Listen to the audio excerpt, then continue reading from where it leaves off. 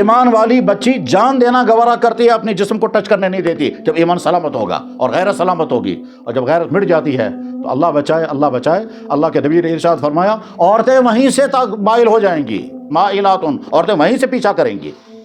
آپ بار بار میٹر دیکھو اپنے اندر، کیا تمہیں فیمیل کی طرف میلان ہے؟ اور وہ فیمیل اجنبی ہیں، اگر میلان ہے تو سمجھو آپ کو جراثیم آ گئے ہیں، اپنی حفاظت فکر کریں۔ اور اگر آپ سمجھتے کوئی مجھے نہیں دیکھنا چاہیے، مجھے کسی کے ساتھ تعلق نہیں رکھنا ہے، کوئی مجھے سلام کرے گا مجھے جواب بھی نہیں دینا ہے، کوئی مجھے محبت سے بات کر، نہیں، آپ کو کوئی مرد آ کر کے کہتا ہے آپ مجھے بہت اچھی لگتی ہو، آپ کو کوئی ضرورت ہے کہ مجھے ضرور بتانا، یہیں سے سمجھ لینا چاہیے آپ کو کہ اس کے پیچھے شیطان ہے۔ یہ اپنی ماں کو اور اپنی بہن کو تو نہیں کہتا کہ تمہیں کوئی ضرورت ہوگی مجھے بتانا، مجھے کیوں کہہ رہا ہے؟ وہ جتنا وہ پیار دکھائے گا اس کے پیچھے زہر ہوگا۔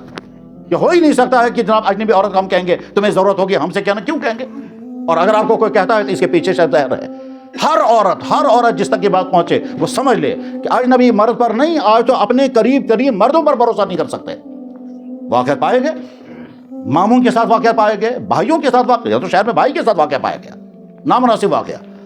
تو اس لیے اپنی جوانی کی حفاظت، بس کسی اجنبی کا فون کبھی نہیں اٹھانا چاہیے، اپنے اجنبی کا نام۔ یہ جو لڑکیوں میں گرل فرینڈ اور بوائے فرینڈ کا فتنہ، ایمان والوں کے ہاں یہ چیز سوچ بھی نہیں سکتے۔ یہی وہ چیز ہے جس کو اللہ کے نبی نے فرمایا تھا مجھے اپنی امت کے جوانوں کے بارے میں بڑی فکر ہے، یہی وہ خرد ہے۔ جناب رسول اللہ صلی اللہ علیہ وسلم نے اخیر عمر میں سارے اہم ترین کام جوانوں کے حوالے کر دیے تھے، یہی میسیج دیا جب آگے میرا دین جو ہے وہ جوانوں کے ذریعے سے چلے گا۔ چنانچہ ہماری تاریخ کے جتنے بڑی شخصیات گزری ہیں تمام جوانی ہی میں گزرے ہیں۔ امام بخاری جوانی میں ہی بخاری شریف لکھی تو 16 سال کی عمر میں بخاری شریف لکھنی شروع کی، 32 سال کی عمر تھی بخاری مکمل کی۔ امام محمد ابن حسن الشیبانی امام ابو حنیفہ کے شاگرد، حنفی مسلک کی ساری بڑی کتابیں امام محمد نے لکھی، اور نوجوان لڑکا تھا۔ اور جب امام اعظم رحمہ اللہ تعالیٰ کے پاس پڑھنے کے لیے آ گئے تو ایک مرتبہ ایک آیت کے بارے میں پوچھا، امام محمد آیت پڑھ نہیں سکے۔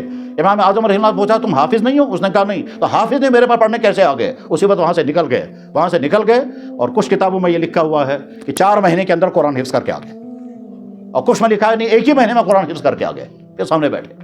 اور اسی امام محمد رحمہ اللہ تعالیٰ نے ساری حنفی مسلک کی کتابیں لکھی ہیں، ورنہ امام اعظم نے خود کوئی کتاب نہیں لکھی الا ماشاءاللہ ایک کتاب کے بارے میں کہا جاتا ہے۔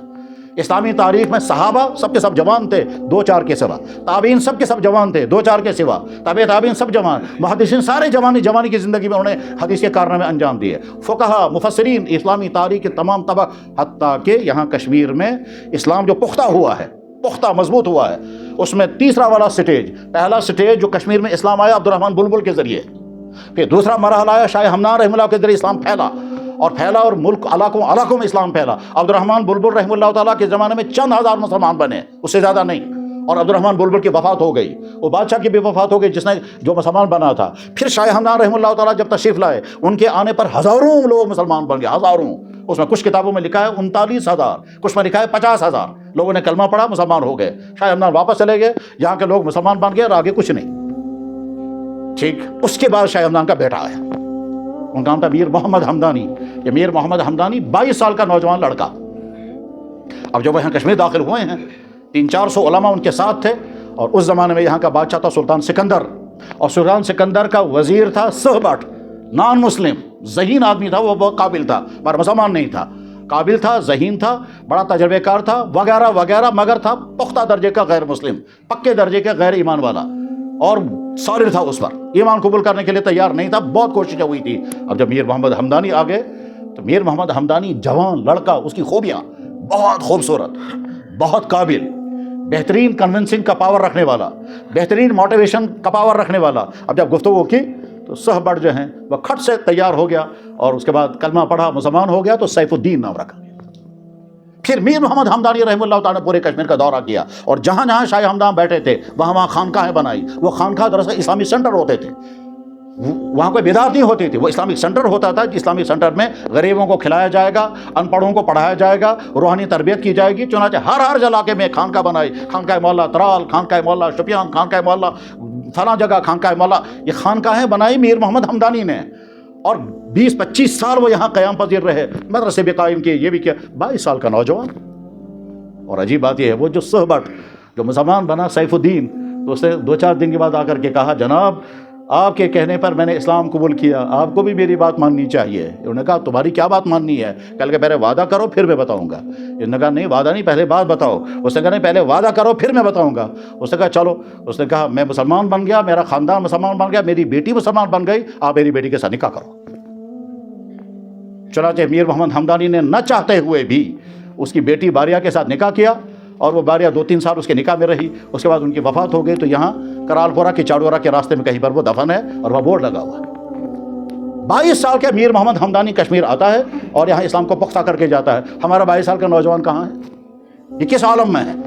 میرے بھائیو بس طے کرو انشاءاللہ اپنے اسلام پر قائم رہیں گے، اپنے کیریکٹر کی حفاظت کریں گے، اپنی صحت کو بچائیں گے، اور تمام ان برے کاموں سے اپنے آپ کو بچائیں گے جن برے کاموں کی وجہ سے آپ برباد ہوں گے۔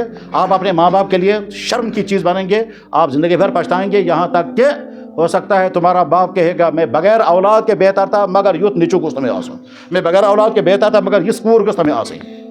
ایسے بنو کہ اللہ کہیں گے پیارا میرا بندہ امتی، آپ کے پیارا میرا بندہ، اللہ کے نبی فرمائیں گے پیارا میرا امتی، آپ کے والدین فرمائیں گے پیارا میرا بیٹا میری بیٹی، اور سوسائٹی کہے گا اس جیسا جوان لڑکا اور لڑکی ہے ہی نہیں، ایسے بن کر کے دکھاؤ تو آپ کی زندگی کامیاب ہوگی۔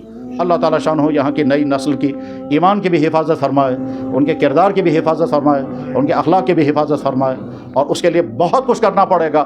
نمازوں کی پابندی نہیں کریں گے، آپ کے اندر ایمان کی انرجی پیدا نہیں ہوگی، ایمان کی انرجی پیدا نہیں ہوگی، گناہوں کے انفیکشن سے نہیں بڑھ سکیں گے۔ نمازوں کی پابندی کریں، قرآن کریم کی تلاوت نہیں کریں گے، ایمان کی انرجی پیدا نہیں ہوگی۔ قرآن پڑھو اور قرآن کی تفسیر پڑھو، اور جہاں کنفیوژن ہو جائے کسی عالم سے ملو، اور اپنی نبی کی سیرت پڑھو، اور نبی کی سیرت اس لیے پڑھو یہ میرے لیے رول ماڈل ہے، اور جب پڑھو گے تو تم کو لگے گا کہ زندگی کے ہر مرحلے پر ہمارا نبی کیسے ہم کو گائیڈ کرتا ہے۔ اور اس کے ساتھ ہی میں نے پہلے بھی بتایا اب پھر بتاتا ہوں، جن لوگوں نے اسلام قبول کیا ہے دنیا بھر کے لوگ، ان کے حالات ضرور پڑھیں۔